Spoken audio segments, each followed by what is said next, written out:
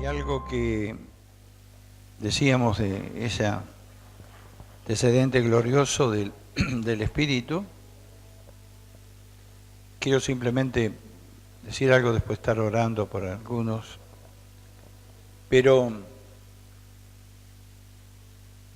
cuando a veces pensamos que no son cosas para este tiempo, en todo lo que hablamos del bautismo del Espíritu Santo, movimiento espiritual del Espíritu, en la época que nosotros vivimos, ¿no? Sin embargo, tenemos que ver todo el trasfondo bíblico, que hemos visto algunas cosas, pero cómo Dios, aún en el Antiguo Testamento, no vino solamente sobre profetas, ministerios especiales, reyes, sacerdotes, que era una de las características del Espíritu Santo viniendo sobre ellos y ungiéndoles para la tarea y la misión que tenían. No hubo muchos reyes que tuvieron la unción, pero hubo algunos que sí, porque realmente era dada por Dios. Era el propósito de Dios, por otro lado. Pero sí muchos profetas y muchos sacerdotes también tuvieron lo que no tenían la generalidad del pueblo. Eso lo tenemos bíblicamente bien registrado. Y hubo un caso muy particular en Éxodo, cuando estaban construyendo el tabernáculo, que Dios ungió a un hombre llamado Bezalel. Pero no lo ungió para predicar, no le ungió para profetizar, no le ungió para, digamos, hacer alguna misión con los pueblos que venían, que estaban conquistando, el tiempo que estaban en el desierto. Dice, yo he llamado por nombre a Bezalel, hijo de Uri, de la tribu de Judá, y lo he llenado del Espíritu de Dios, dice. ¿Para qué? En sabiduría y en inteligencia, en ciencia y en todo arte, para levantar diseños, para trabajar en oro, en plata, en bronce, en artificio de piedras para engastarlas y en artificio de madera, para trabajar en toda clase de labor. Un oficio muy completo, por otro lado. Un carpintero de primera, uno que trabaja con las piedras preciosas, uno que trabajaba con el oro, todo arte, todo diseños. Y el Señor puso sobre esta persona, muchos no recordamos ni el nombre, a veces medio complicado, Bezalel, puso el Espíritu de Dios. Un oficio. Era un momento en que Dios estaba dando esto porque estaban edificando el tabernáculo, el lugar de reunión, y sin duda que fue también en muchos sentidos cuando edificaban el templo. Ahora, el punto importante aquí, ¿no?, que estamos remarcando este tiempo, es que no es solamente sobre algunas personas importantes, ni siquiera en ese tiempo fue allí. Moisés era el profeta, el legislador, el sacerdote, el hombre de Dios ahí que escuchaba a Dios y que tenía encuentros vibrantes con el Señor. Estaba Josué, estaban otros, pero hubo que Dios lo levantó junto con otra persona también para hacer oficios, tareas comunes, podemos decir, ¿no? No tenían ahí nada que hablar mucho al pueblo de las cosas espirituales, tenían que hablar de las cosas naturales, pero Dios le dio sabiduría e inteligencia para hacerlo mejor para Dios. ¿Ve qué importante es eso? ¿Acaso el mismo Dios de aquel entonces no será el de hoy? También vemos algo en José. José no era el José bíblico, ¿no? El José de Génesis, que hay tantas canciones y cosas por ahí de José. Pero José no era un sacerdote, no era de la tribu de Judá, no era un elegido para, diríamos, profetizar, predicar o demás. Sin embargo, dice la Biblia que cuando Faraón vio lo que este hombre había respondido con respecto a los sueños y demás, dijo a sus siervos: ¿acaso vamos a hallar a otro hombre como este? Y vean lo que dijo: en quien está el Espíritu de Dios. El Génesis eso, 41-38. ¿Qué fue lo que Dios ungió a José para hacer? En realidad era un gran administrador.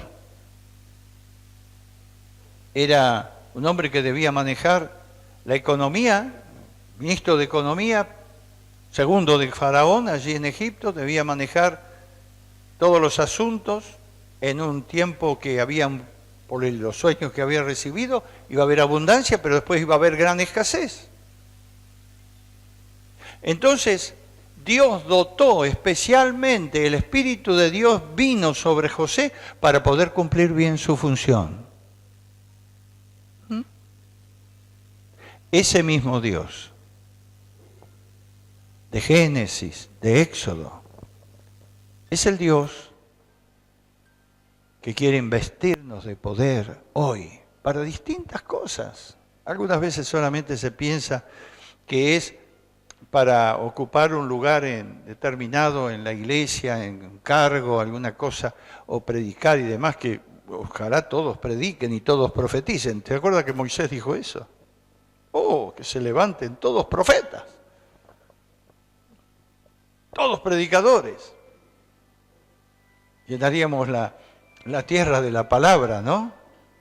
Así que vea qué fuerte y qué importante es esto. Ahora, en el Nuevo Testamento, ya lo vimos esto y quiero recordarlo, en Hechos capítulo 2, fue derramado el Espíritu Santo sobre cada miembro de la iglesia. Esa iglesia original, digamos, de 120 que estaba reunido ahí. Los que fueron los primeros. Estaban los apóstoles, estaban quizá muchos discípulos, pero estaban las mujeres, pero qué sé yo, había otros que ni sabemos quiénes son. Pongámonos nosotros ahí. No nos conocen mucho en otros lugares, pero pongámonos nosotros. Ustedes, cada uno. Estaban allí. Y el Espíritu Santo no hizo diferencia con ningún otro. Todos, fue el poder de Dios cayó sobre ellos, todo vino el fuego divino, todo vino el estruendo del viento recio, todo fue así. Intempestivamente, no esperaban, cayó sobre todos. Pedro, Juan, los apóstoles, Jacobo, todos los demás, y las mujeres que estaban allí, y muchos otros que no sabemos. Y no hizo diferencia. Ese es el Espíritu de Dios, esa es la obra que el Señor, este tiempo, está deseando derramar en abundancia sobre toda la iglesia. Mire, no hablo solamente para nosotros aquí como iglesia local, como iglesia de este lugar. No, Él quiere derramar este poder del Espíritu sobre toda su iglesia en distintos lugares de la tierra. Ese es Dios. Porque está preparando para tiempos especiales, en medio de esta maldad y todo esto que nos llama tanto la atención este tiempo, asombrados realmente de todo el avance de las tinieblas, de las cosas, de los pecados, de las maldades, del ateísmo, de no reconocer a Dios, de tirar abajo todos los principios de Dios. Bueno, en medio de todo eso está la iglesia. a la cual el Señor quiere dotar con un poder inigualable. Es el poder del Espíritu Santo. O alguno puede decir, bueno, yo recibí en un tiempo allá lejos y algunos se han quedado simplemente con eso. Pero mire, hay tantos antecedentes en toda, porque la iglesia se movió poderosamente en la obra del Espíritu Santo desde que llegó allí ese tiempo de Pentecostés hasta el siglo III quizá, tercero, 300 y pico, por ahí ya el 400 empezó a decaer. Ya se perdió el fuego, se perdió la unción, se entró en religión. Pero mientras tanto, tenemos un dato histórico, antecedentes históricos de los llamados padres de la iglesia. Los padres de la iglesia vinieron después de los apóstoles. Después que muriera Juan, aproximadamente en el año 100 de nuestra era, vinieron los llamados padres apostólicos, los que quedaron a cargo de los obispados, las iglesias y los distintos lugares donde se había levantado el poder del evangelio.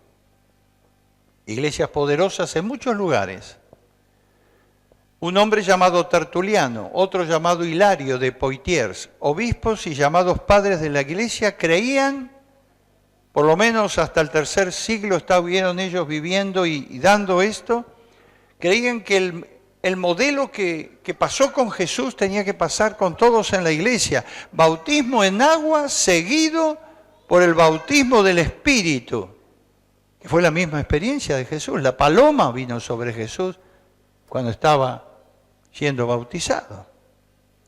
Dice, ellos hablaban y decían, debería ser para todos los que entran a ser parte de la iglesia.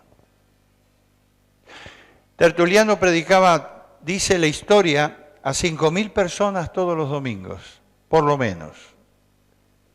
En el siglo III, sí. Y afirmaba muy fuertemente los dones carismáticos, los dones que son presentados y obrados por el Espíritu Santo. El poder de Dios en medio del pueblo de la iglesia. El otro padre de la iglesia llamado Hilario fue exilado por su fervor espiritual. No lo pudieron aguantar las autoridades civiles donde él vivía, allí en Poitiers. Y afirmaba en un libro que ha quedado de aquel entonces, hay muchos escritos de los padres que nos habla de los padres de la iglesia, ¿no? Del siglo II, III. Nos habla en ese libro Iniciación Cristiana que los dones carismáticos, los dones que habla Pablo el apóstol en 1 Corintios capítulo 12, 14, todos esos dones específicos dados por el Espíritu Santo, fueron liberados en la iglesia desde el principio y estaban funcionando en su tiempo. Dios lo ha instituido, dice, y no son adornos, no son cosas que, bueno, a ver si que me queda lindo tener un don u otro, sino que eran usados para el testimonio de la iglesia en el mundo donde vivía y para el ministerio. Así que esto es histórico, está registrado en libros de aquel entonces, en escritos de aquel entonces, mejor dicho, ¿no? Pues no había todavía libros, pero sí en los escritos que se han conservado. Y él definía el bautismo del Espíritu Santo, escuche qué similitud a veces de lo que muchas de las canciones que nosotros tenemos, ¿no? Como un río que cuando lo recibimos es una fuente que tiene varias corrientes que fluyen con la gracia de Dios. Esa es una plenitud, decía más también, que emborracha. Recuerda cuando Pablo decía, no tomen vino que es malo, que tomen del Espíritu Santo. Porque había borracheras, bueno, nosotros sabemos lo que ha sido eso el tiempo pasado. Ha habido borracheras, ¿no? Y llenas de sus dones. Esto decía Hilario. En aquel entonces, ¿no? Cuando algunos por ahí dicen ¿Por qué estoy hablando esto? Algunos dicen que los dones, que el bautismo del Espíritu Santo terminó con los apóstoles, primeros 12 apóstoles que hubo y se acabó en el año 100 y ya se terminó todo. No, siguió poderosamente. Tenemos testimonio fehaciente que la obra del Espíritu de Dios seguía, que el bautismo era una realidad, y era como esto dice Hilario, un río que cuando lo recibimos es como una fuente que tiene varias corrientes que fluyen, ¿no?, de varios lugares, que van de tal manera que lo recibimos con la gracia de Dios. Es una plenitud que emborracha. Recuerdo cuando estaba el llamado mover del río, que vino con borrachera, ¿no? Había gente que no podía ni subir acá. Había alguien que pasó de la puerta de la casa de atrás, y en cuanto llegó acá, dice, qué olor a vino que hay acá. Y se emborrachó del Espíritu. Esto lo hemos vivido, lo han vivido algunos de ustedes también. Son las manifestaciones del Espíritu Santo. Claro, no nos quedamos con esa borrachera, pero hay algo que el Espíritu está buscando este tiempo. Dios que nos ama tanto, estoy trayendo estas referencias para que usted sepa que es el mismo Dios que fue ayer, que derramó el Espíritu en la iglesia, que derramó el Espíritu en medio de estas iglesias que manejaban los padres y obispos de aquel entonces. O sea, todo esto que vemos a través del Antiguo Testamento, del Nuevo Testamento, está corroborando que Dios ha preparado siempre lo sobrenatural para visitar a su pueblo y para llenar a su pueblo, porque eso es lo que hace la diferencia con el mundo que vivimos. Entonces, nos movemos en fe en muchas de estas cosas, pero queremos más y más. La palabra de Dios, la experiencia de los padres de la iglesia y los derramamientos actuales nos hablan de la veracidad y la necesidad del bautismo del Espíritu. Por eso lo hablamos, por eso lo decimos y por eso lo queremos. Realmente, ¿cuántas cosas podemos esperar de todo lo que el Espíritu quiere hacer? Claro, hay diferencias quizá de lo que fue antes, y es verdad, porque no lo tenemos todo en un sentido repetido. Ese ha sido uno de los problemas de algunas iglesias que nacieron en el fuego del poder pentecostal en principio del siglo pasado y se extendieron por mucho tiempo, que quedaron con el tiempo con formas. Quizá quedó algo de las lenguas, algo de sanidad, pero perdieron el fuego, perdieron la vivencia, porque las formas nos llevan, no es la cuestión de repetir cosas. No está ahí, está en abrirnos plenamente a que Dios haga la obra completa en nosotros y sea Él que lo haga a través de su Espíritu. Por eso tiene que haber un anhelo, un deseo en nosotros para que esto se efectivice y sea realidad. No es Dios que no quiere hacerlo. Sí, lo quiere hacer. Quiere prepararnos. Estamos en un tiempo de la historia de la iglesia, de la historia nuestra, muy especial, muy especial. Y en este tiempo es que Dios es el Padre bueno, quiere derramar más y más de esa gracia poderosa de su Espíritu Santo.